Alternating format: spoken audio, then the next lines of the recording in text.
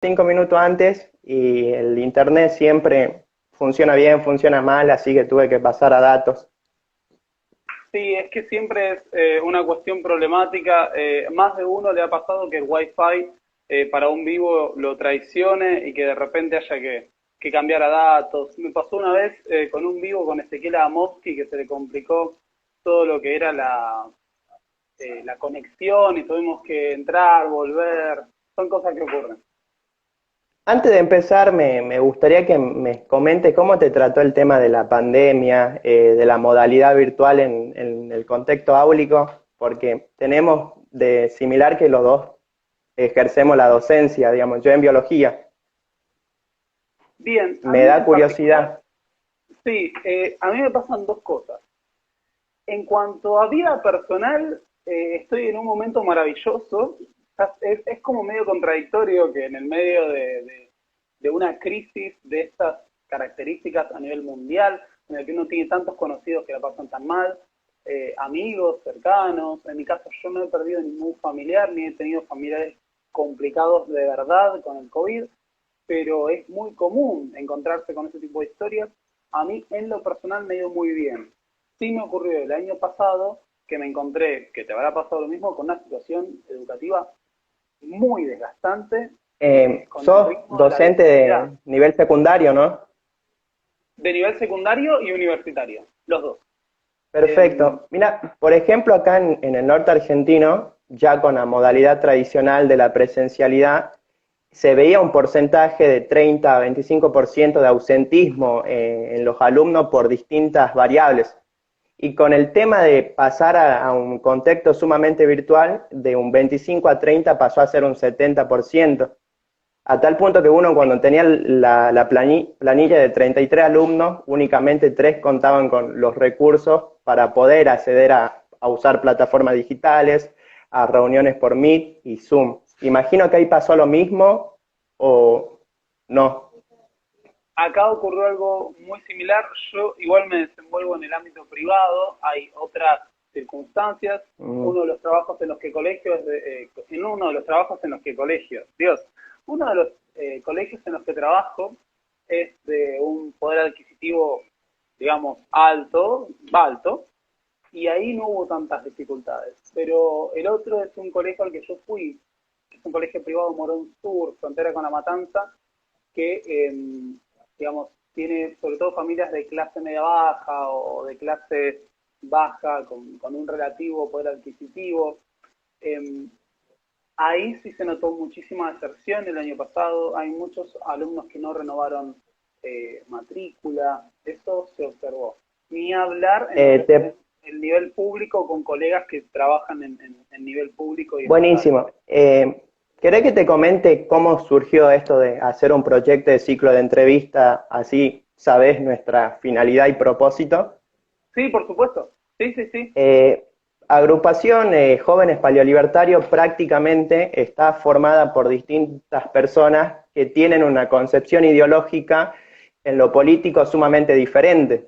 Nosotros lo que tratamos de hacer es formar un intercambio de debate. Hoy en día la palabra debate prácticamente uno toma sinónimo de ir a agraviar, usar falacias o dejar en ridículo a la persona con la cual vas a debatir, pero nosotros no, es un medio en el cual generamos intercambio.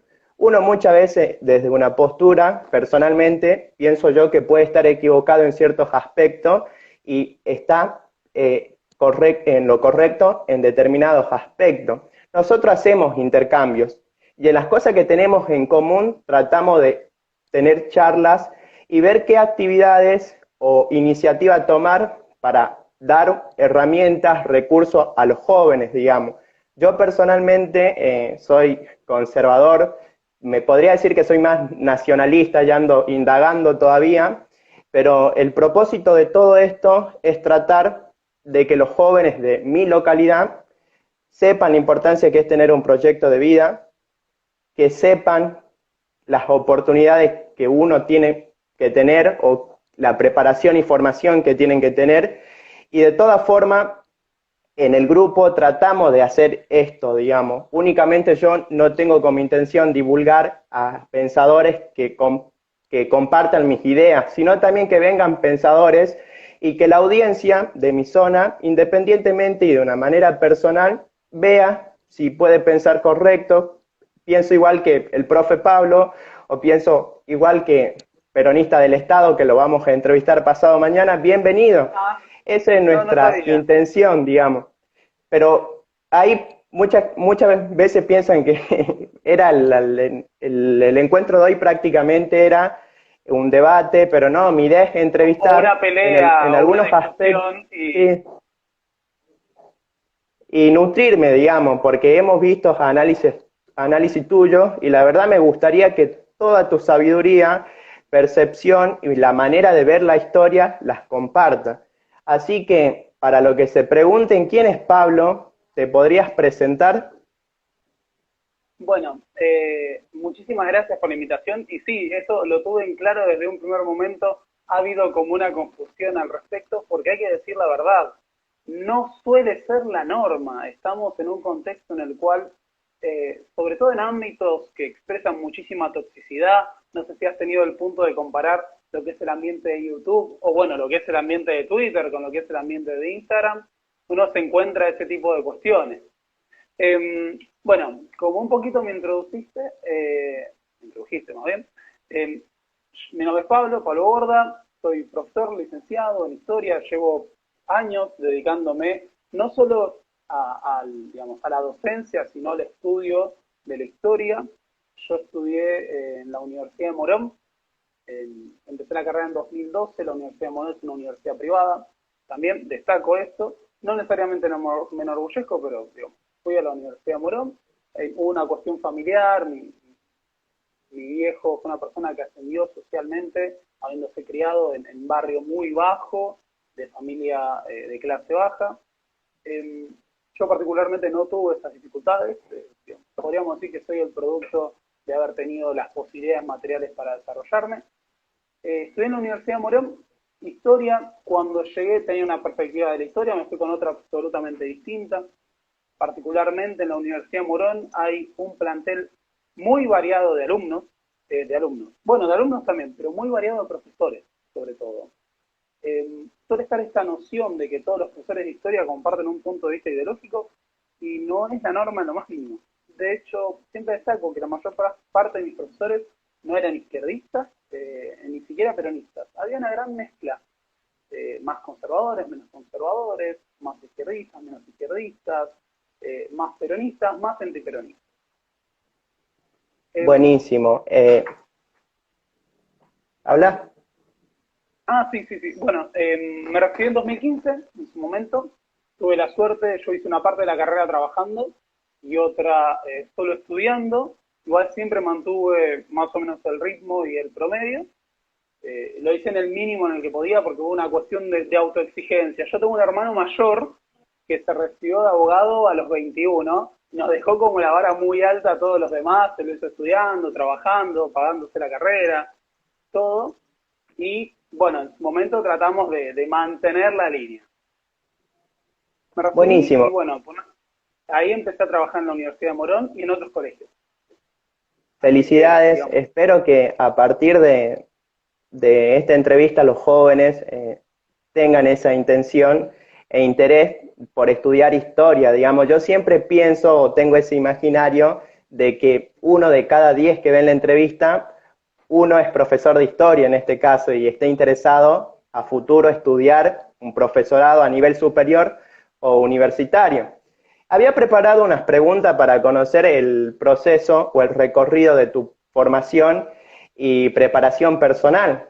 Así que en cuanto a lo político, ¿cómo te definís? qué buena pregunta. Mira, yo identitariamente de izquierda y hasta, debo reconocer, marxista. Pero eso es muy amplio y acá es donde está la cuestión. A mí me ha sido muy difícil por una cuestión de formación disciplinar, política, conocimiento de la historia, tener visiones exacerbadamente parcializadas o fanáticas de ciertas cuestiones. ¿A qué voy con esto?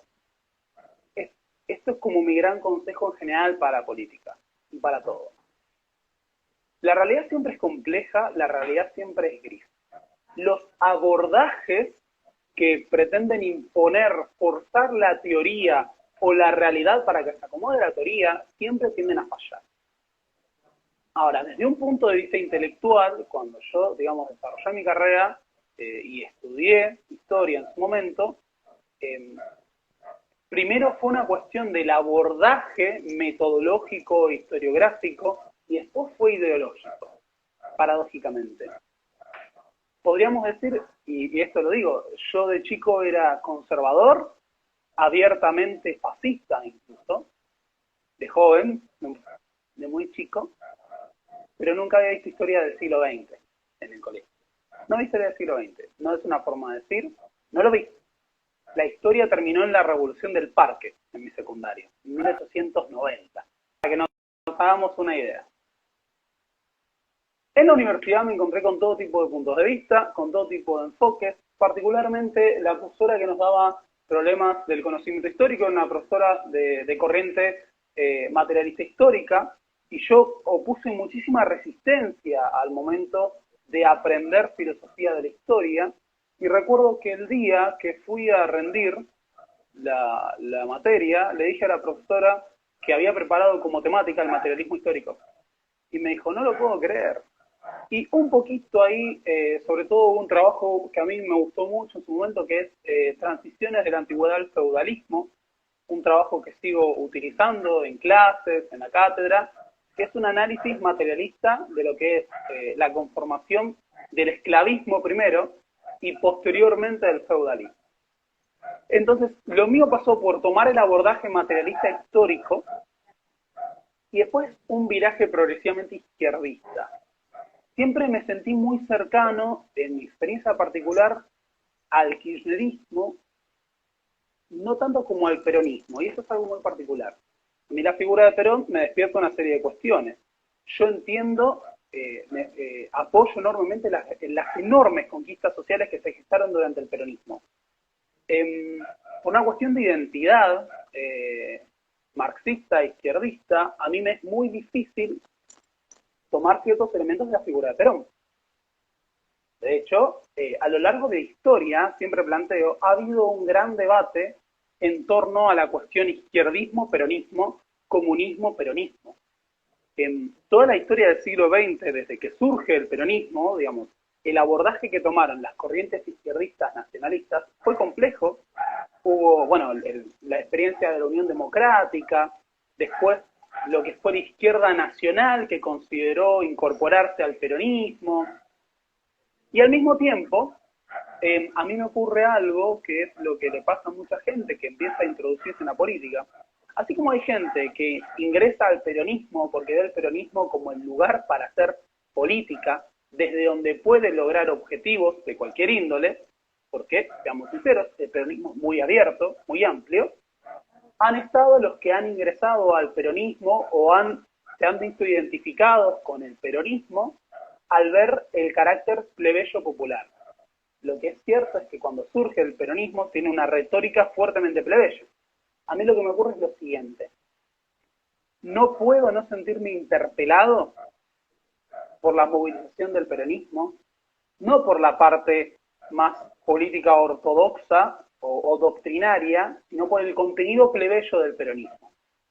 Pero al mismo tiempo no puedo del todo abandonar lo que es, si queremos, una orientación izquierdista fuertemente arraigada. Yo, si tuviera que definirme, me definiría, a veces lo digo a modo de chiste y no tanto, como un zurdo del campo popular, o podríamos decir un izquierdista nacional, algo así como Hernández Arregui, si queremos, en su momento, o como, no me quiero comparar con Rodolfo Walsh, pero Rodolfo Walsh tuvo un encontronazo similar, una persona proveniente de la izquierda que en su momento se acercó al peronismo desde una perspectiva de asumir que el peronismo podía ser transformador y revolucionario. Lo mismo con Abelardo Ramos, que hace toda una lectura de la historia argentina como una historia de la movilización popular, de las luchas, y que trata de pensar el peronismo en esos términos. Yo, No puedo no identificarme con el campo popular en el sentido del contenido plebeyo, no puedo no identificarme con los valores nacionales, con la tradición plebeya, y al mismo tiempo mi abordaje de la historia de las problemáticas es materialista, pero no por materialista histórico, pero no por ello forzadamente idealista. Creo que hay que ser pragmático a la hora de transformar la realidad. Y acá lo que dice peronista del Estado, y es lo que me han planteado montones de amigos a lo largo de la historia, es que yo soy un peronista no asumido. Tal vez eventualmente me pase o no. Veremos a lo largo de los años que todavía me quedan para eso. Perfecto. Es complejo ¿Podríamos sí. relacionar el paso de tu postura conservadora hacia una postura socialista como una metamorfosis ideológica? A mí lo que me gustaría saber si es que algún familiar te logró influenciar o incluso algún referente nacional o internacional te logró influenciar en ese cambio y actualmente, digamos. Bien, en mi caso particular, no he tenido familiares de tradición política arraigada. Por ejemplo, la persona que más podría hablar de política en ciertas circunstancias o hablaba como norma era mi abuelo era bastante conservador. Después, mi señor padre, digamos, es una persona que ascendió socialmente, pero nunca perdió su conciencia de clase. Yo siempre destaco lo siguiente, esto va a sonar bastante lombrosiano, racista, racializado. Mi padre es una persona que mide 1,60 m, es morocho, se crió en Villa Tesey hace 64 años. Cuando era chico, vivió en un contexto de pobreza, bastantes privaciones. Mi papá no tenía heladera de chico, literalmente la frase de yo llegué era todo campo, igual desde las provincias es otra experiencia, del conurbano hay como una distinción mayor en ese sentido. Y por ejemplo, mi señor padre nunca fue una persona excesivamente politizada, pero siempre tomó un posicionamiento respecto de la necesidad de equilibrar las desigualdades sociales, de que no era admisible que hubiera tanta gente viviendo en la pobreza, nunca toleró la corrupción en ese sentido. En el último tiempo se ha volcado más filo-peronista, filo-kirchnerista, aunque él siempre, digamos, votó en ese sentido, digamos. Pero, por ejemplo, nunca aceptó al menemismo desde un principio. Hubo gente que se desencantó con Menem. Apenas asumió Menem y empezó sus políticas, mi viejo no lo aceptaba. Ni hablar cuando él vivió la época de la dictadura, digamos. Cuando es el periodo en el cual se demuelen los barrios populares de la capital federal, él trabajando en el Estado, en una dependencia del Estado, tuvo ocasión de escuchar cómo se festejaban, como si hubieran ganado una batalla, el proceso de demolición de los barrios con las topadoras. Y eso obviamente siempre generó rechazo. Pero no hablábamos de política en casa. Y el que empezó a hablar de política desde una perspectiva abiertamente derechista era yo, que había nacido con todos los privilegios, si queremos. Así que fue más un producto de la carrera universitaria, del contacto con esas cuestiones. Cuando iba al colegio, y siempre me pareció una enorme falencia, yo tenía un discurso abiertamente fascista, y era el que más sabía de política en el curso, y el que era referencia de ser el que sabe. Atrevido, pero ser el que sabe. Hoy en día me parece un horror eso. ¿Cómo podía ser que con esa perspectiva fuera el más informado?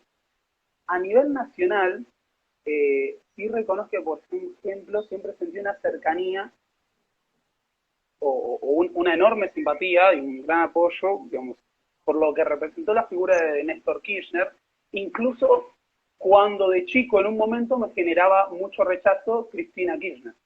Así todo la voté en 2011, siendo fascista. El mundo es muy complejo. Pero te diría que si tuviera que pensar en un referente nacional, para mí como el modelo del hombre que pasó del militante al político, o sea, entre los más conocidos, yo diría Néstor Kirchner. pero si tuviera que buscar en la historia encontraría otro. Estoy hablando muy despacio y se escucha muy despacio, sí, ¿no? yo te escucho bien, pero por ahí capaz que un poco despacio, pero se te entiende. Actualmente Ok. con el auge de la masificación de determinadas ideologías que prácticamente también quieren involucrarse en el contexto de buscar soluciones o generar más conflicto en lo que es la cultura, ¿cómo es tu manera de formarte y seguir preparándote en lo ideológico para tratar de defender posturas sumamente eh, relacionadas con tus ideales, contra personas que por ahí lo que buscan es opacar tus ideas constantemente mediante agravios y diferentes tipos de estrategias? Así que me gustaría que me comentes cómo te preparás para estos tipos de situaciones. Bien, en mi caso siempre consistió en aprender más de historia. ¿En qué sentido? Puede parecer, y esto es mi gran problema, ojo, yo lo reconozco, desde hace años que el 99%, y en un sentido literal, el 99% de mis lecturas son de historia o ciencias sociales. Yo creo que particularmente para tener un posicionamiento sobre algo hay que tratar de estar lo más informado posible y no pueden ser las posturas que uno toma el producto, perdón, no puede ser el análisis que uno hace el producto de sus posturas sobre el tema, sino que sus posturas sobre el tema deben ser el producto del análisis previo. Esa ha sido siempre mi principal base y a mí me ocurre que en este contexto en el cual se trata de supuestamente, y esto se ve un montón, por ejemplo, anular el argumento de otro por su posicionamiento ideológico, yo creo que hay que responder con el conocimiento sobre la historia. A mí lo que me ocurre siempre, y esto desde hace, sobre todo en lo que fueron los años del gobierno de Mauricio Macri, me generaba una enorme impotencia, un enojo muy fuerte, la instalación de falsos sentidos comunes. Los 70 años de peronismo. Y si no eran los 70 años de peronismo, la idea de que hace 50 años se tomaban las mismas políticas económicas. O la idea de que siempre probamos de la misma forma y siempre fracasó. Todas esas cuestiones me generan muchísima bronca porque primero nacen de dos raíces. Una es la ignorancia sobre el pasado. Pero hay que ser muy ingenuo para considerar que esta gente realmente es ignorante sobre el pasado. La otra base es la intención de manipular el relato histórico a su favor. Ahora, eso solo puede prender si la mayor parte de la gente no conoce de historia. Si uno no sabe de historia, no ha estudiado la historia, es mucho más fácil que adopte esas posturas, por más que no se le presenten los argumentos más sólidos, porque no hay nada con qué contrastarla, no hay nada que haga contrapunto. Y no se trata de hacer valoraciones inversas, es decir, juicios de valor contrarios a los establecidos, sino de presentar la realidad histórica como lo que fue. Argentina durante esos famosos 70 años tuvo un movimiento de políticas económicas absolutamente pendular, en donde se giraban de una a otra dirección, con también sus puntos intermedios y demás, pero en los cuales claramente no hubo un rumbo definido. Y cuando hubo un rumbo más definido fue en el sentido contrario de la ortodoxia, en el último cuarto del siglo XX. Así que para mí Perfecto. siempre la respuesta tiene que ser por la solidez. Y, digamos, si uno no puede defender una postura es porque, lo siento, hay que leer más para que sea sólido la postura que tenga sobre esa cuestión. Ahora me gustaría pasar a otro tópico que es la educación. Me gustaría saber cómo fue tu experiencia en el nivel primario, secundario y universitario con la educación argentina. Bien, esto es medio duro considerando que yo trabajo en el colegio al que fui. Yo no tuve una buena formación en historia cuando fui al secundario. Por A o por B, el año en el que mejor recuerdo haberme formado en historia fue en primero de secundario, cuando vi prehistoria, historia antigua, y hasta Grecia y Roma y hasta allá. Después, cosas sueltas, días en que no estaba claro cuál era el plan del programa, eso no pasó. Lo que me ocurrió fue que en primero y segundo de polimodal, los actuales cuarto y quinto de secundario, yo tuve historia, y cuando di tener historia del siglo XX, el profesor empezó la Revolución Gloriosa de 1688, en primero de polimodal, y terminó con la anarquía del año 20. En segundo, empezó con la anarquía del año 20 y terminó con la Revolución del Parque de 1890. Además, mi profesor de historia, cuyas horas se ocupa actualmente con una perspectiva absolutamente distinta, pero yo tengo las horas de ese profesor, mi profesor dedicaba toda la clase entera a dictar. No, y no nos confundamos, no a explicar. No era que explicaba toda la clase, no, dictaba. No existía libro, no existía manual. Y voy a citar no vamos a mantener el anonimato, pero mi profesor de historia, vamos a decir José, Pepe, aseguraba que la historia solo podía aprenderse de memoria. Así. Esa fue mi experiencia con la historia. No de historia del siglo XX, pero además tampoco tuve perspectivas contemporáneas siquiera de cómo debía tratarse la historia. Diría que tuve dos profesores que más o menos, digamos, tenían recursos didácticos, pero de esos no quedó mucho y además eran los primeros años. Y el profesor con el que más aprendí una historia netamente política, de carácter positivista. Acá justo alguien dijo Pepe el positivista, sí, de memoria, que ojo, hay que reconocerlo, me dio una gran base de hechos, acontecimientos que me quedaron súper marcados, pero que nunca habló de procesos. En todo el secundario nunca habló de procesos.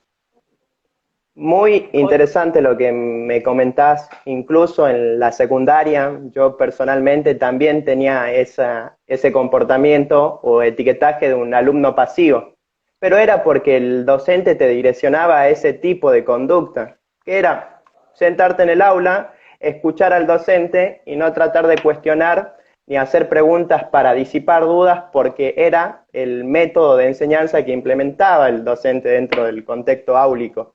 Analizando todo lo que te pasó y actualmente vos dentro de lo que es la educación argentina, ¿cuál pensás que es el problema que presenta la educación argentina actualmente? Yo creo que el gran problema de la educación argentina, aunque suene clichado, es la desigualdad. Y parece recontra clichado, pero no lo es. Por ejemplo, está demostrado, y acá voy a citar el programa Aprender, llevado adelante por el gobierno de Mauricio Macri. En el plan Aprender, por ejemplo, quedó demostrado que hay una correlación entre los niveles de pobreza y los niveles de deserción escolar. También que no necesariamente los resultados diferenciados entre los niveles primarios y secundarios, primarios y secundarios no, privados y estatales, en los resultados del Aprender, tuvieran que ver con el carácter estatal o de privado del colegio, sino que también se correspondían con los niveles de ingreso de los alumnos. Yo diría, y en gran parte, que lo que hace falta es que la desigualdad deje de expresarse, no solo en las posibilidades de los alumnos que tienen de dedicarle tiempo a estudiar, no solo en los recursos que están disponibles en la escuela. A ver, yo doy clases en una escuela en donde yo tengo un aire acondicionado y una pantalla por aula. Estoy seguro de que esa no es la realidad del país. Bueno, piso otras escuelas y sé que no es así. Pero no se trata solo de eso, también se trata de que por A o por B, los recursos que se otorgan según los niveles, hay una enorme diferencia interprovincial de presupuesto por alumno en educación. Ni hablar en lo que ocurre en el norte argentino, vos lo sabés más que yo, pero digamos, hay una enorme desigualdad en ese sentido. Entonces, no solo se trata de la desigualdad que hay entre el propio alumnado, que tiene distintas limitaciones, sino que además los recursos están muy desigualmente repartidos en lo que es garantizar la educación de sus alumnos. Exactamente, es una realidad de Argentina. A mí cuando estuve en el tercer año del profesorado en biología, uno dentro de la enseñanza y de la formación por parte de los docentes tiene ese imaginario que uno va a hacer un PowerPoint o llevar algunas diapositivas con un proyector y que la clase iba a salir perfecta. Y te das con otra realidad. A mí me ha tocado hacer mis residencias en lugares en donde los alumnos no tenían comodidades. Yo tenía 21 años en ese tiempo. He tenido alumnos de 26, 25, 27 años que iban con su pareja, estaban con sus hijos, o algunas alumnas que estaban embarazadas, y no quedó otro que entrar con pie de plomo y tratar de dar lo mejor, digamos. Es algo muy característico del contexto áulico y de la institución en el norte. Así que me gustaría saber cómo se enseña la historia argentina en los colegios y en las universidades. Inmediatamente también que me respondas cómo enseñás historia. ¿Qué dificultad presentás dentro del contexto áulico e institucional? Bien. A ver, entre los colegas jóvenes, no los colegas jóvenes, por ejemplo, compañeros, conocidos que uno tiene que estudia historia, uno encuentra un panorama relativamente común, ¿no? El enseñar los procesos, el tener una perspectiva de poner a la historia argentina en relación con el contexto latinoamericano, en relación con el contexto mundial. Lo que no suele observarse tanto es que esas particularidades estén presentes cuando se trata de docentes de otros rangos etarios. De nuevo, espero no ser escrachado por esto que voy a decir. Sentite libre. Mis alumnos siempre...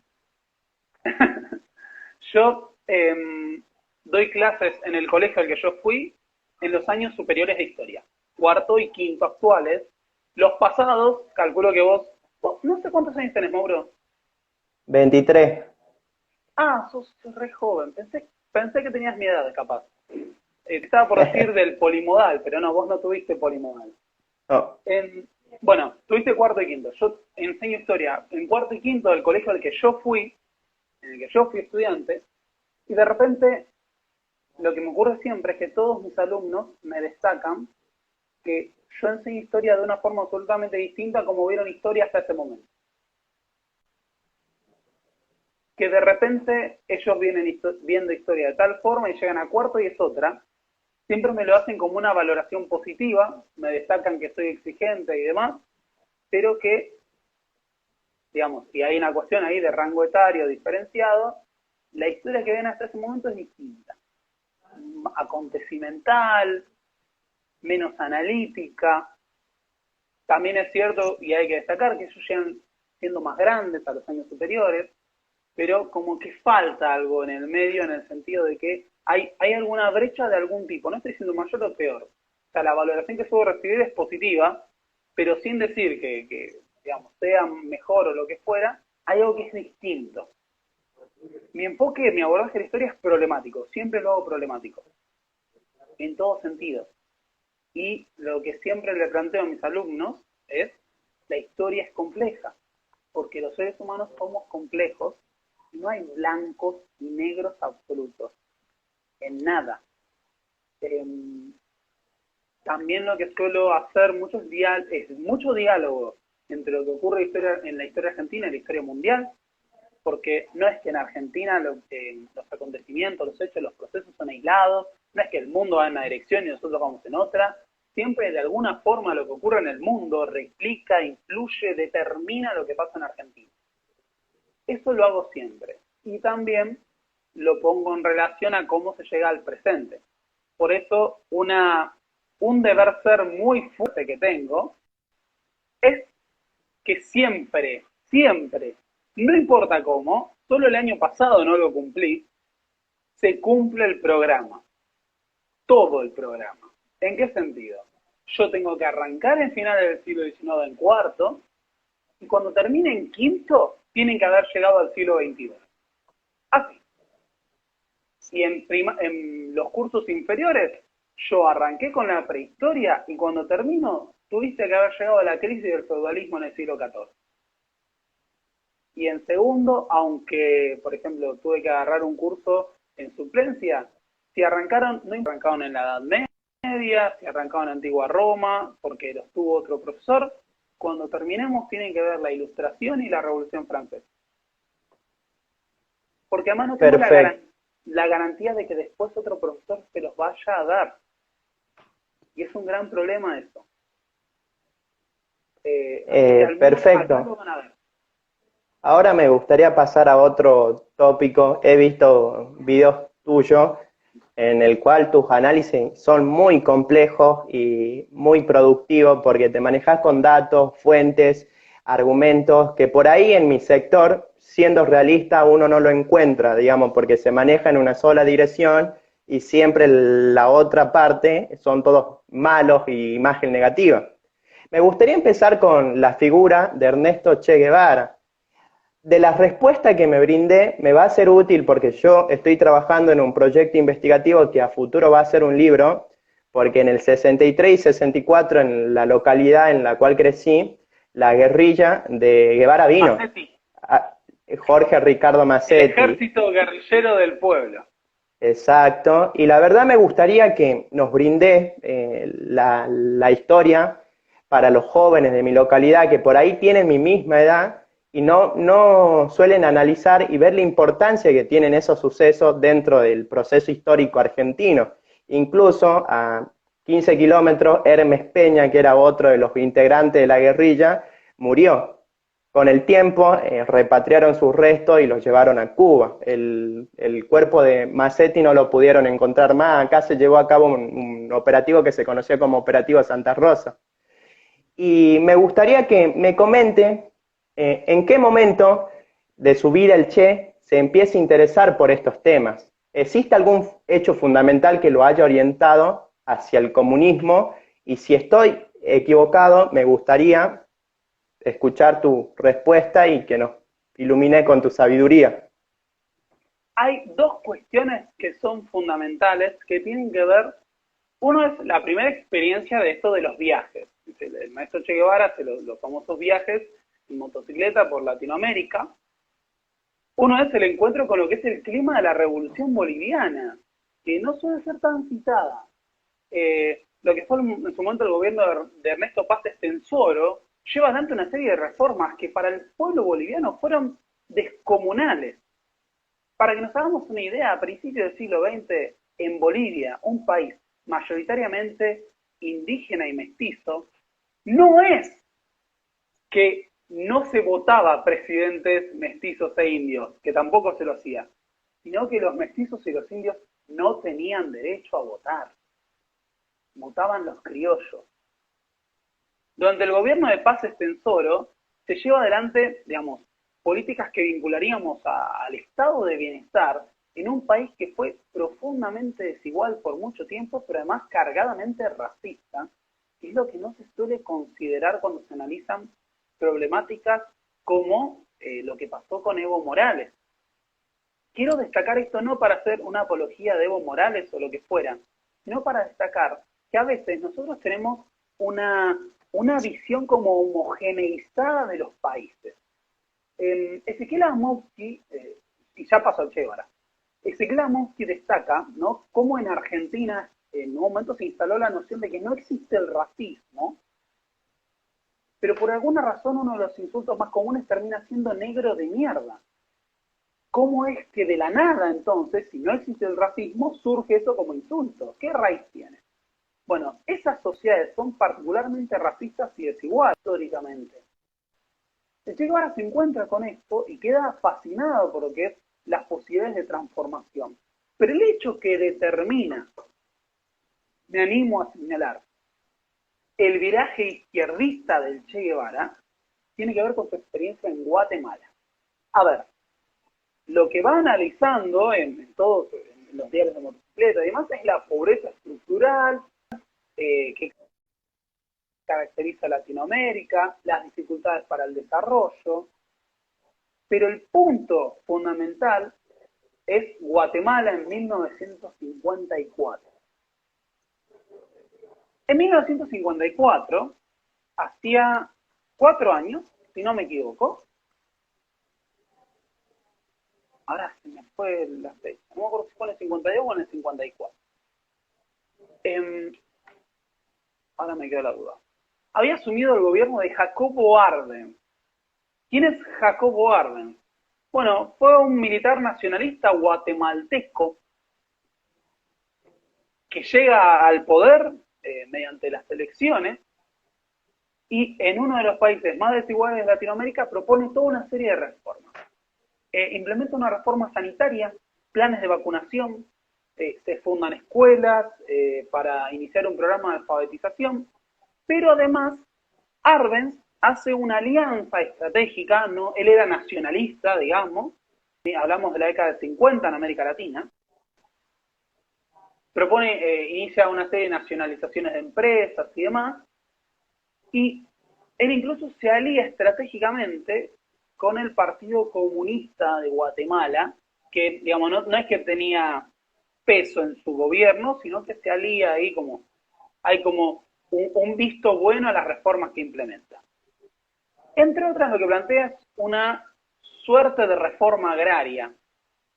Guatemala era un país, un modelo de república bananera en ese contexto, deberíamos considerar, y lo que ocurre es que el mayor monopolio económico guatemalteco es la United Fruit Company.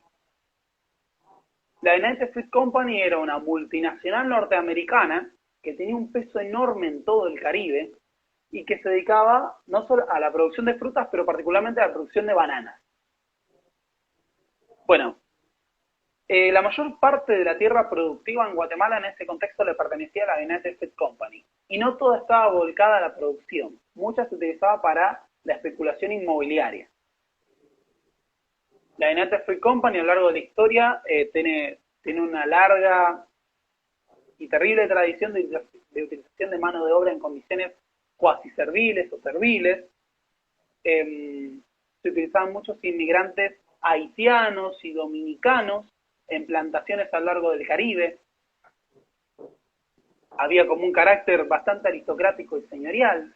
Era dueña de ferrocarriles, de caminos, de bancos, de casas comerciales. Era como un estado dentro del estado. Y era una empresa norteamericana. Arbenz propone una reforma que es bastante sensata, que consiste en que la tierra no productiva, la tierra que no está volcada a la producción, iba a ser entregada a los campesinos y el Estado iba a pagar una indemnización a los propietarios. La United Fruit Company protesta porque tiene un enorme volumen de tierra, pero enorme, de hecho la mayor parte, volcada a la especulación inmobiliaria y demás. En ese contexto, la United Fruit Company y sus empresarios solicitan ayuda al gobierno norteamericano, que lleva esto hasta la OEA, hasta la Organización de Estados Americanos, en donde acusan a Jacobo Arbenz de estar virando al comunismo, y se organiza una invasión con un grupo de mercenarios latinoamericanos para derrocar a Jacobo Arbenz en 1954. Se lleva adelante un golpe de Estado, Arbenz se rinde sin luchar y posteriormente se revierte la reforma agraria y una represión que deja un saldo de miles de muertos en Guatemala. Guatemala es uno de los países con mayor violencia a lo largo del siglo XX. Hay un saldo, digamos, que sale de lo que fueron las desapariciones, asesinatos durante las últimas dictaduras del 70 y del 80, que se calcula en 200.000 muertos para un país diminuto y con un fuerte contenido racista hacia los pueblos originarios. En 1954, cuando se produce un golpe de Estado impulsado por una compañía norteamericana que vende bananas, Ernesto Guevara está como voluntario en las campañas de sanitarias de Jacobo Arbenz. Digamos, había terminado en Guatemala durante su viaje, en donde se había encontrado este gobierno reformista que venía a implementar reformas, y presencia cómo derrocan a ese gobierno bajo la acusación de que era comunista. Y se elimina todo lo que había hecho. Ahí es donde Guevara concluye que las grandes transformaciones, o sea, esta es su conclusión personal, las grandes transformaciones en Latinoamérica iban a ser imposibles de realizar por la vía institucional debido al peso que tenía el imperialismo, y que la única posibilidad de transformar esto era mediante la lucha armada. ¿En algún momento de su vida quiso tener el mismo grado de compromiso para pelear por su país de origen? Bien, ahí es importante la cuestión de Masetti. Lo que es el ejército, bueno, vos lo citaste y lo conocés, pero para los que no, es importante destacar que cuando acá se conformó, digamos, en la década del 60, es la época hay una primera oleada de surgimiento de organizaciones guerrilleras en toda Latinoamérica, de la cual uno de los ejemplos más importantes es la guerrilla de Ernesto Che Guevara en Bolivia. Che Guevara venía de luchar en el Congo y demás, hay que considerar eso. La idea, en realidad, de la definición, si queremos, de implementar la lucha armada en Bolivia, es que Bolivia lo era visto por el Che Guevara, por su clima, por sus condiciones geográficas, como un corazón en América Latina. Si yo me paro en Bolivia, voy a encontrarme con una frontera que da hacia prácticamente todos los países del cono sur, excepto los que desembocan en el Caribe. Era que la guerrilla, te vi de repente como sin datos, ¿no? Como se pausó. ¿Me escuchás bien? Mauro. Te escucho, te escucho. Ok. Recién como que se cortó brevemente. Bueno, lo que ocurre con la guerrilla es que la noción era en el largo plazo implementar una política guerrillera que se extendiera a toda Latinoamérica. Esta frase de crear 1, 2, 3 Vietnam, si hace falta, tenía que ver con eso. Ernesto Che Guevara, digamos, el mayor acercamiento que tuvo hacia la política nacional fue esa famosa entrevista con Frondizi, cuando es la cumbre de las Américas en Uruguay. Él, en su momento, bueno, acepta le dan la ciudadanía cubana, después él renuncia a la ciudadanía cubana, dice, a pesar de que me he convertido en parte de este pueblo. Acá hay una cuestión que es que dentro de la estrategia continental que él había pensado que se iba a llevar adelante con lo que eran esta extensión de guerrillas en Latinoamérica, él comprendía que Argentina iba a ser liberada de la misma forma, porque él preveía el triunfo irremediable de su revolución mediante la lucha guerrillera. Ahí lo que hay que considerar es que Masetti, digamos, era como la punta de lanza de lo que iba a ser el movimiento guerrillero del Che Guevara en Argentina. Solo que, bueno, vamos a spoilearle el final a los que no saben al respecto. El foco del Ejército Guerrillero del Pueblo, que fue una guerrilla que contó con poco más de 30 individuos, si no me equivoco, eran muy pocos, muy pocos. Sí. Pero tenían armamento, digamos, armamento que había sido facilitado mediante el contrabando, proveniente de Cuba, armamento moderno, fue neutralizado rápidamente por la gendarmería y Masetti fue desaparecido. Iba a ser una consecuencia del plan continental de Guevara, la liberación de Argentina. Pero digamos, por su contenido fuertemente urbano, la orientación de Guevara hacia la guerrilla rural no, digamos, no tenía peso para iniciar en un país que él consideraba de fuerte clase media y demás, un movimiento revolucionario con acento entre la población rural. Un dato curioso en relación a lo que me comentás es que un guerrillero tiene su familia, sus nietos actualmente en el norte argentino y escribió un libro. Y él comentaba que el que iba a venir como primera instancia era Camilo Cienfuegos, pero no sé qué es lo que pasó en el transcurso que terminó siendo elegido Jorge Ricardo Massetti. Y lo curioso de todo esto, por ahí los jóvenes también que desconocen la historia y no ven la importancia, es tener en cuenta que hubieron tres personas muy conocidas como Regis Debray, Cyrus Busto y John Lee Anderson. Pasando a la siguiente pregunta, me gustaría saber lo siguiente. El Che estuvo trabajando en Cuba cuando se establecieron. ¿Se puede considerar al Che como una persona homofóbica? Bien, hay que hacer una distinción importante.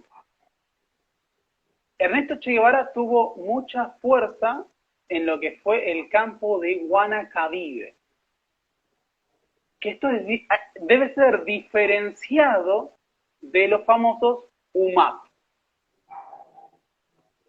Ojo con esto. Ahora vamos a explicar. El campo de Guanacavives es uno de los campos de trabajo, vamos a plantearlo en estos términos, pensados bajo la lógica de lo que fueron los sistemas disciplinarios del socialismo real. En la Unión Soviética, con los gulags, en Corea del Norte, los campos de reeducación, lo mismo en China, existió un concepto, bueno, y en Cuba, existió un concepto de lo que es la sociedad disciplinaria muy distinto al nuestro. Nosotros concebimos las prisiones como lugares en donde son detenidas las personas que llevan delitos contra la familia y la propiedad dentro de nuestros sistemas legales. ¿Cómo se concebían los sistemas disciplinarios soviético, chino, norcoreano y cubano? Tenían que ver un poco con la justicia de clase. En Guanacavives iban a parar los que eran considerados simpatizantes, miembros del antiguo régimen de Batista, pero también aquellos que fueran considerados enemigos de clase burgueses. Allí entraban desde los terratenientes hasta algunos empresarios en particular, miembros de alguna fuerza de seguridad que habían llevado adelante la represión.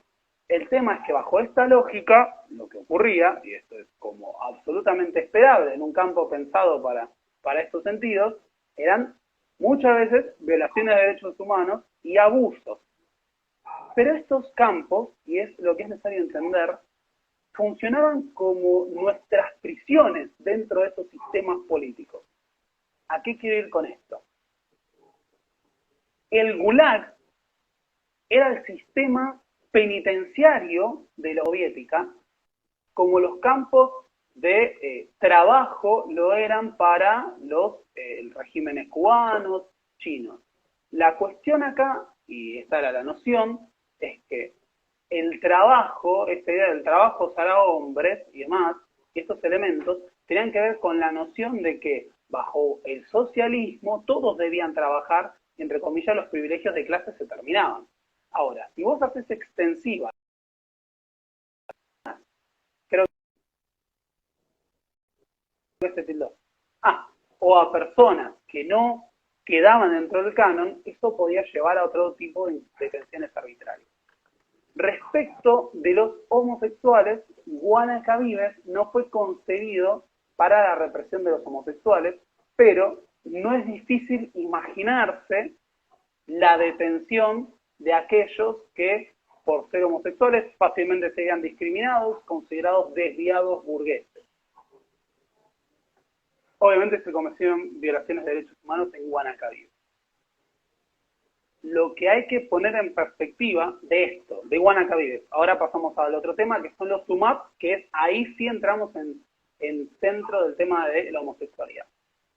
Es que los sistemas penitenciarios de la mayor parte de los países occidentales experimentaban abusos similares a los de Guanacavives. El condimento que hay que agregar en Guanacavives es la idea de los trabajos forzados que tenían que ver con las lógicas disciplinarias del socialismo real. Pero si yo me hubiera parado en la prisión norteamericana hace 70 años, también me hubiera encontrado torturas, detenciones arbitrarias, asesinatos, pena de muerte, violaciones y demás. Ahora, en un campo bajo la predisposición de que los que están ahí son enemigos burgueses y que lo que se hace es justicia de clase, es mucho más fácil que eso ocurra, y además hay que agregarle el condimento de los trabajos forzados que eran considerados parte de la necesidad de reeducar a esa gente. Eso respecto a Guanacavives. El Che Guevara estuvo en Guanacavives. Ahora, lo que se suele confundir es el funcionamiento de las unidades militares de ayuda a la producción o UMAP. UMAP. Y UMAP decimos en plural. ¿Qué eran las unidades militares de ayuda a la protección? Bueno, eran centros, campos de trabajo, pensados para aquellos que debían llevar adelante, en su momento, el servicio militar. En Cuba, como en todo el mundo en ese momento, los homosexuales estaban excluidos del servicio militar. Los UMAP no eran solo para homosexuales, sino para toda persona que no pudiera o no quisiera, etcétera, llevar adelante el servicio militar.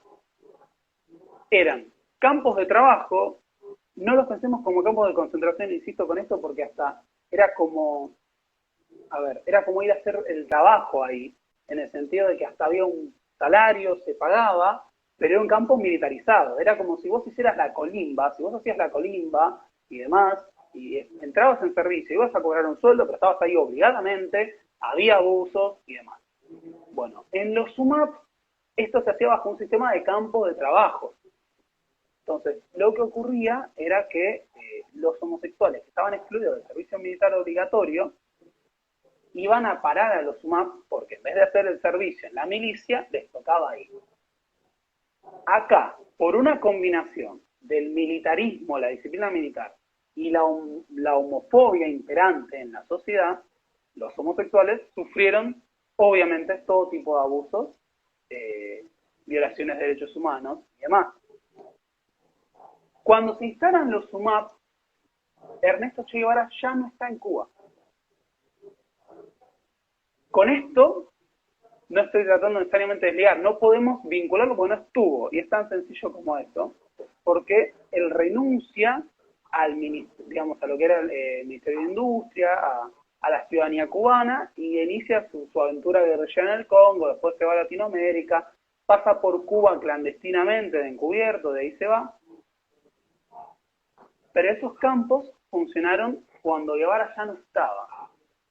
Después Castro se cerraron en la década del 90, si no me equivoco. No, en la década del 90 no, antes. Ahora no tengo la fecha. En la década del 90, creo que en la década del 90.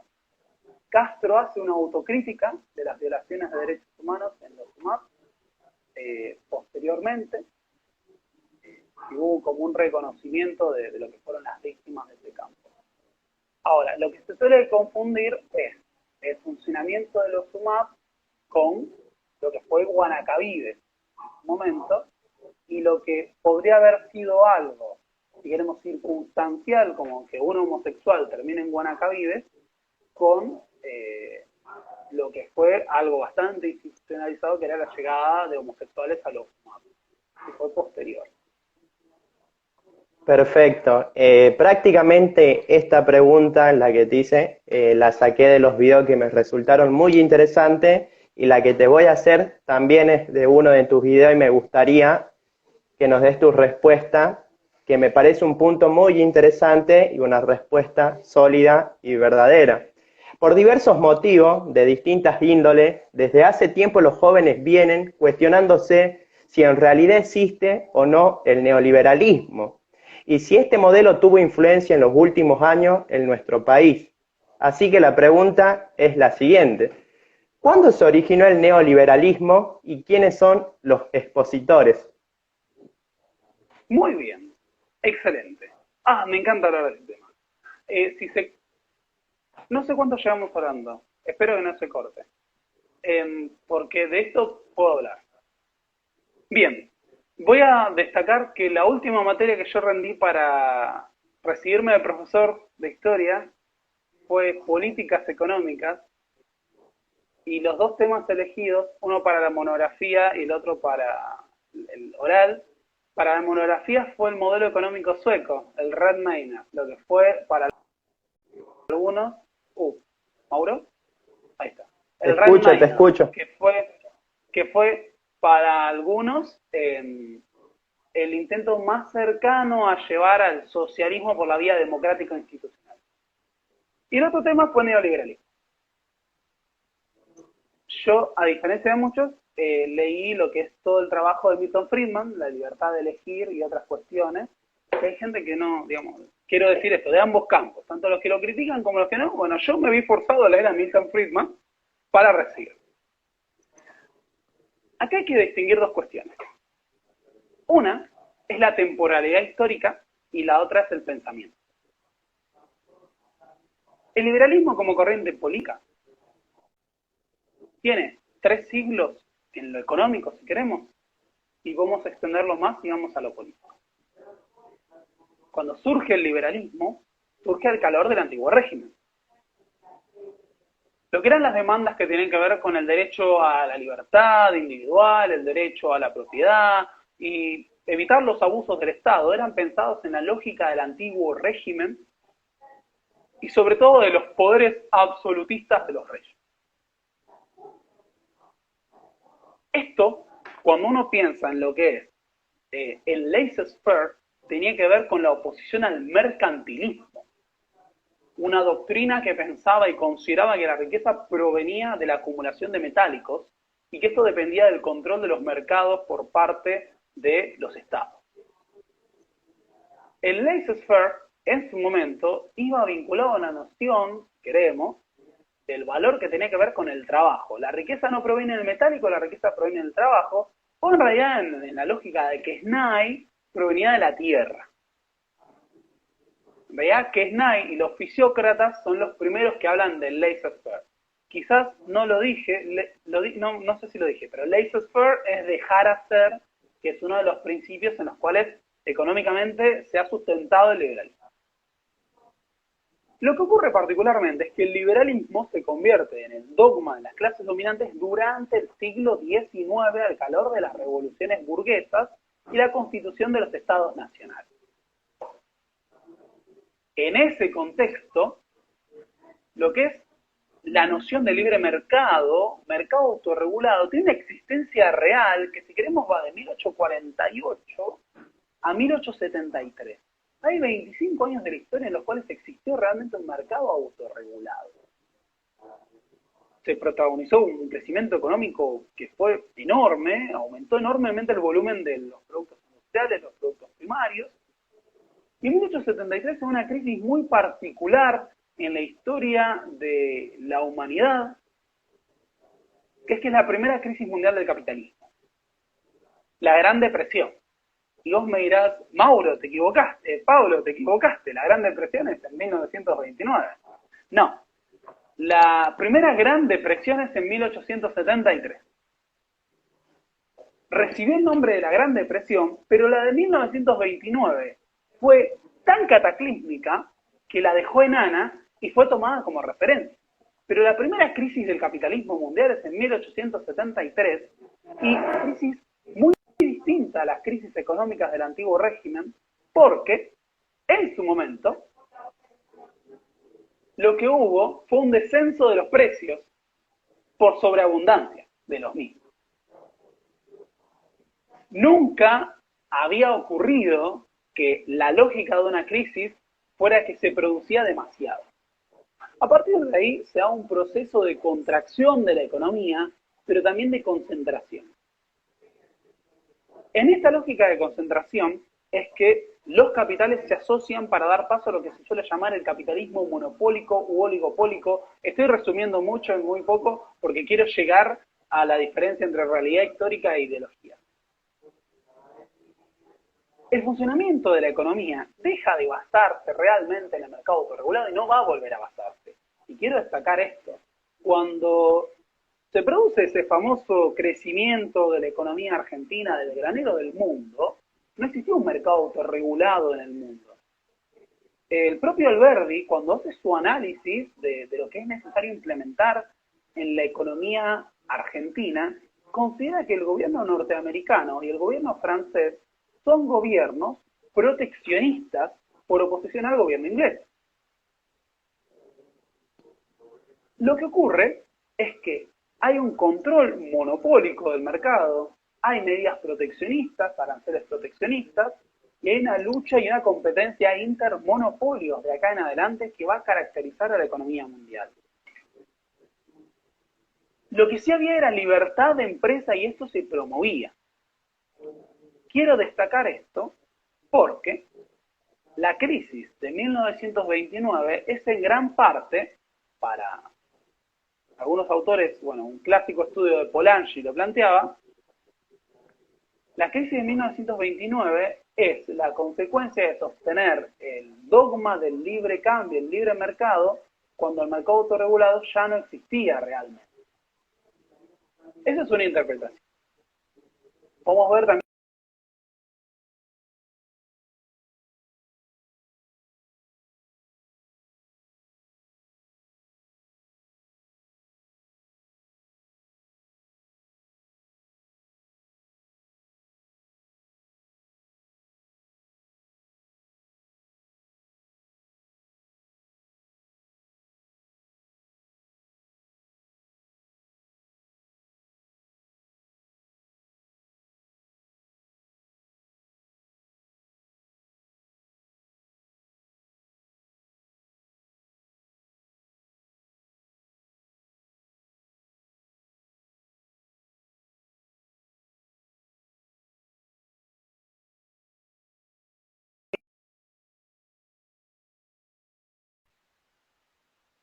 Hola Mauro, ¿estás? ¿Me escucha?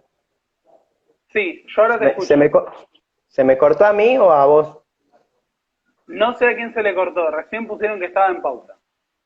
Buenísimo, puedes seguir. Perfecto. No sé hasta dónde me llegaste a escuchar. Eh, Venga, que me acuerdo, habías nombrado un autor y habías nombrado la crisis de 1929.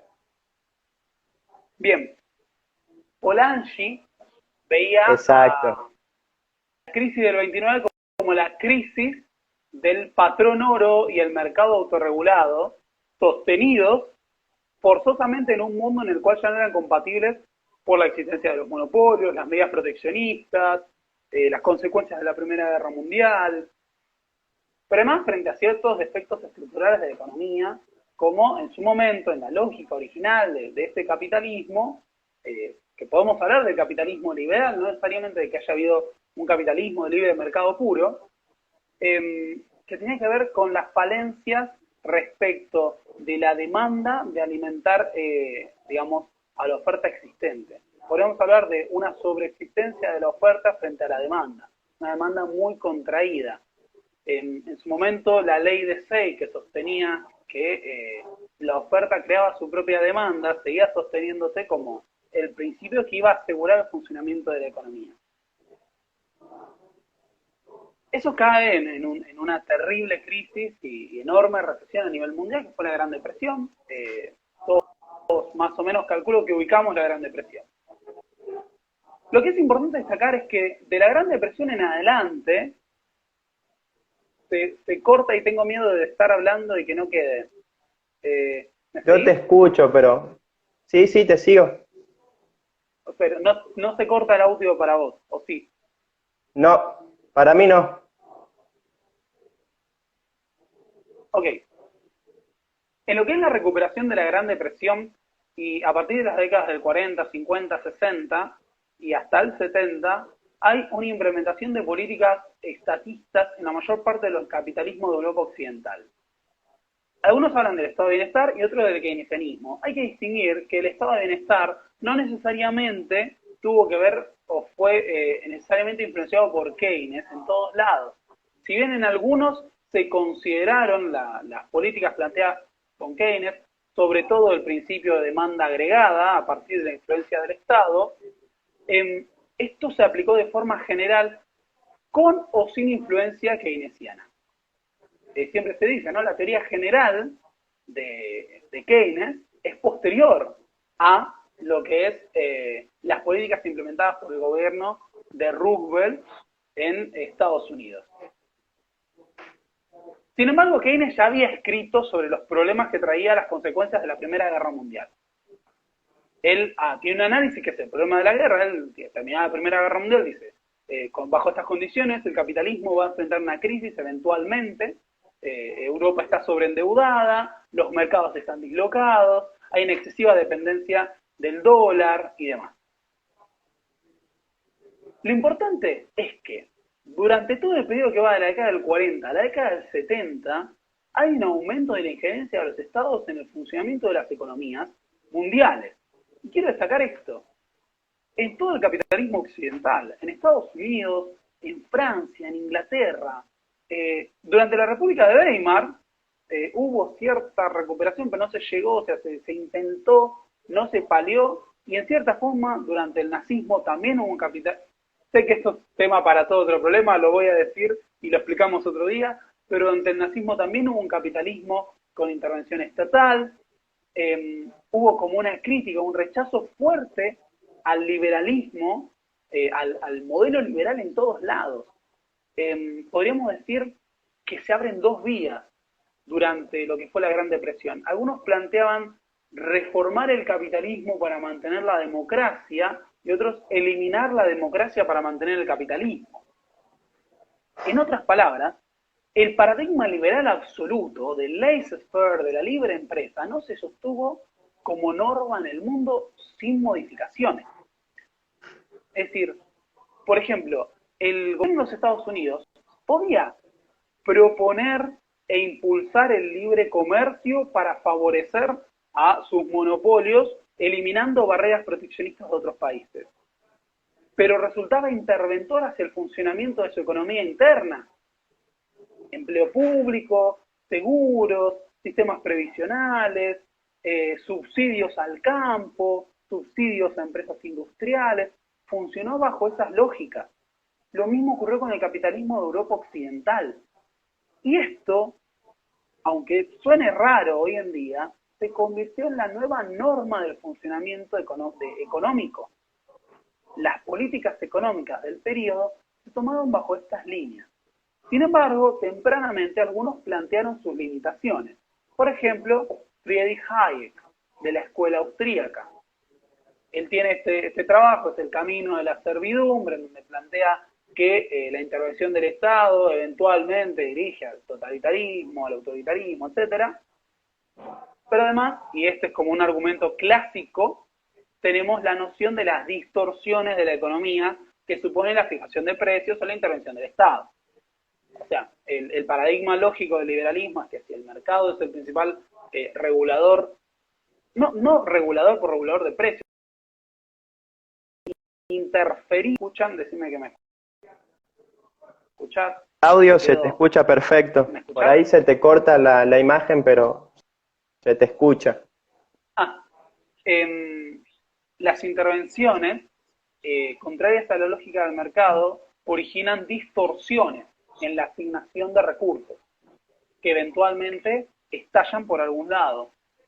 Bueno, en este contexto hay que considerar que hubo un nuevo resurgimiento que va a hacerse visible en la década del 70, no es que no escribieran en el medio, sino que se vuelven populares con la crisis del petróleo, que es nuevas generaciones, y quiero distinguir esto, son nuevas generaciones, no quiere decir que sean nuevas escuelas, sino nuevas generaciones de liberales que utilizaron los mismos principios en cierta forma, con modificaciones, no decían lo mismo que Adam Smith, no decían lo mismo que Ricardo,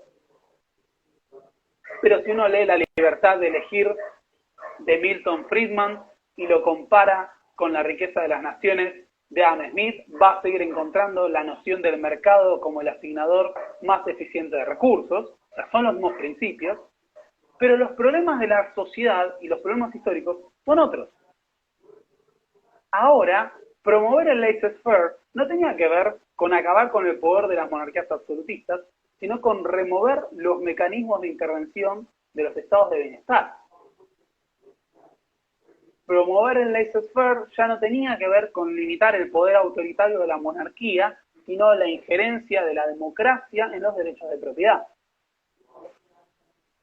En ese contexto, se habla de neoliberalismo, sobre todo porque la racionalidad liberal tiene otros contenidos. Por ejemplo, no existía la amenaza del socialismo o del comunismo cuando se gestó el liberalismo. Ahora sí existía, y la retórica liberal tiene un fuerte contenido anticomunista y antisocialista. No es nuevo la idea de, por ejemplo, acusar al funcionamiento que habían adquirido los países capitalistas de ese periodo de ser propios del socialismo. Lo que ocurre con el neoliberalismo, y esta es una cuestión compleja, es que no se trata de que surjan nuevas doctrinas o escuelas absolutamente antagónicas.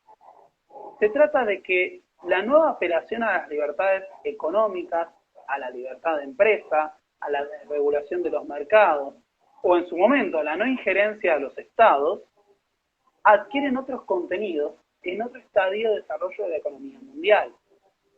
Adquieren otros contenidos cuando existen sistemas de previsión, fuertes aparatos estatales o en su momento medidas y subsidios mediante el proteccionismo económico del capitalismo no desarrollado de Argentina y demás. Lo que está claro es que desde la década del 70, pero con un gran impulso desde el 80, el mundo toma un viraje que va a favor de la desregulación de las economías y en gran parte se sustentó en lo que se suele llamar el consenso de Washington. Una serie de puntos que geopolíticamente impulsó el gobierno norteamericano para asegurar el funcionamiento de la economía y que en gran parte terminaron beneficiándolo. ¿En qué sentido? La injerencia de la economía norteamericana en la economía mundial, digamos, su peso relativo es mayor en el 2000 que en 1975, aunque no lo, digamos, aunque pareciera que siempre tuvo injerencia, aumentó enormemente su participación, porque otros estados se volvieron más débiles para interferir en sus propios mercados. Y esto no ocurre solo en Argentina, digamos, en América Latina ocurre en todos lados. Hablar del neoliberalismo es hablar del giro que adquiere el mundo en la crisis de los estados de bienestar y de una nueva retórica y de otra forma cultural y hasta estética, si queremos, de sentir el culto a las libertades individuales y las libertades económicas. A los liberales originales no les preocupaban los aparatos previsionales o los subsidios a las pequeñas y medianas empresas como si les importaba el mercantilismo o el autoritarismo estatal. Tampoco les importaba el socialismo o el comunismo. Esos son contenidos posteriores que tienen que ver con otro momento histórico. Por eso, si a mí me preguntás cuál es la diferencia fundamental entre el liberalismo y el neoliberalismo, es la temporalidad histórica. Excelente. Creo que no sé si hablé mucho. Quedó entendido todo. Tenía pensado preguntarte quién era Martín Miguel de Güemes, pero creo que se va a extender demasiado el live, pero vamos a quedar, o sos bienvenido a que nos pases un video y lo compartamos en nuestra localidad salteña. Para este año, obligadamente, va a haber un video. El año pasado hice de Belgrano y dije, podría haber hablado de Güemes, pero no me daba. Este año es obligado el video de Güemes. Se va a hacer. Perfecto. Entonces entramos a las dos últimas preguntas. ¿Podrías dejarle un mensaje a la juventud? Se cortó, Mauro. ¿Ahora me escucha? Sí. Te comentaba que íbamos a entrar en las dos últimas preguntas.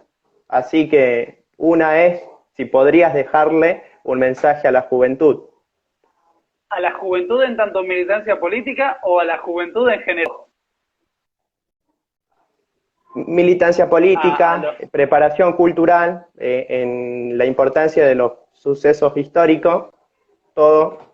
Bien, creo que resulta fundamental para todas las sociedades, pero sobre todo para las juventudes que vienen, la comprensión del pasado como herramienta para el entendimiento del presente. Es fundamental entender dónde estamos parados, para entender no solo de qué condiciones surgimos, cuáles son las limitaciones que tenemos para desarrollarnos como país, como sociedad, como individuos, sino para entender también cómo podemos proponernos la transformación de esa realidad. La otra cuestión que yo siempre planteo y que considero que es fundamental es que nunca permiten que se les impongan visiones simplistas, simplificadas y forzadas de la realidad. Y de lo que siempre se trata, por fuera del idealismo que uno tiene, es de entender la realidad. ¿En qué sentido? Uno puede ser idealista. Y es más, yo creo que uno debe ser idealista, pero no debe pretender que la realidad sea lo que no es. Uno tiene que ser idealista para transformar, pero no para asumir erróneamente cómo es el mundo en el que vivimos. El idealismo es eventualmente lo que nos mueve, es lo que nos da la energía, lo Ahora, que nos permite transformar. entrando en la última pregunta, en relación a todos los temas que tocamos, ¿qué libro les recomendaría a los jóvenes que estén interesados en indagar y saber algún dato que brindaste vos mediante las respuestas? Uf, eh, voy a hacer un spameo que siempre hago, pero para la historia argentina no puedo no recomendarles el último libro de Ezequiel Amovsky, que es Historia de la Argentina, biografía de un país. Ahora, para historia mundial, y sobre todo historia de los Estados Unidos, les recomiendo ese libraco que sale acá, ¿Lo podés que es, mostrar? sí, El siglo de la Revolución de Joseph Fontana, que es un libro que va desde la Primera Guerra Mundial hasta 2017. Y es uno de los análisis más acabados de la historia mundial que he leído, si no el más acabado. Sobre todo porque muestra lo que es el viraje del mundo en los grandes procesos. O sea, analiza y hace mucho hincapié en la historia de los Estados Unidos, que me parece muy interesante, porque, digamos, Fontana tiene un planteo en un momento que eh, desde la Segunda Guerra Mundial, que estudiar la historia de los Estados Unidos es estudiar la historia de la potencia con mayor injerencia a nivel global. Por eso es importante entender lo que es las políticas y el viraje que cada país, que cada gobierno norteamericano tomó. Y en relación a la figura de Ernesto Che Guevara, más allá de Luis Mattini, Estela Caloni, Nicolás Márquez, Hugo Gambini, John Lee Anderson, ¿qué otros autores recomendarías? Paco Ignacio Taibo, me gusta. Perfecto. Ese Con esto lo recomiendo. con esto finalizaríamos la entrevista. Muy agradecido por decir sí a la entrevista. La verdad que interesante todo. Muy buenas respuestas. Espero que para la próxima se pueda coordinar en algunas temáticas. Si por ahí tenés pensado hablar del operativo Independencia, el combate del Potrero Negro, bienvenido, que acá la gente lo va a apreciar a ese suceso histórico porque las personas de 70, 80 años de mi localidad estuvieron en ese conflicto. Sí, me re gustaría, es un tema que además a mí me interesa mucho, como bueno, ya lo hemos hablado, el de las organizaciones armadas en la década del 70 y eso es muy interesante. Así que si armo algo o puedo armar algo, te voy a interesar, te voy a informar. La verdad que me encantó la charla, espero que les haya gustado mucho, les haya servido Y nada, es bueno tener estos espacios y me parece una muy buena iniciativa. Gracias a vos, nos vemos. Muchas gracias a todos los que se sumaron. La verdad nos pone contentos. Y éxitos en tus proyectos, en tu rol como docente y en tu aprendizaje y adquirimiento de nuevos conocimientos. Te deseo lo mejor. Hasta luego, profe Pablo. Muchas gracias, Mauro. Lo mismo para vos y éxitos en este año docente tan particular que nos espera. Chao, chao.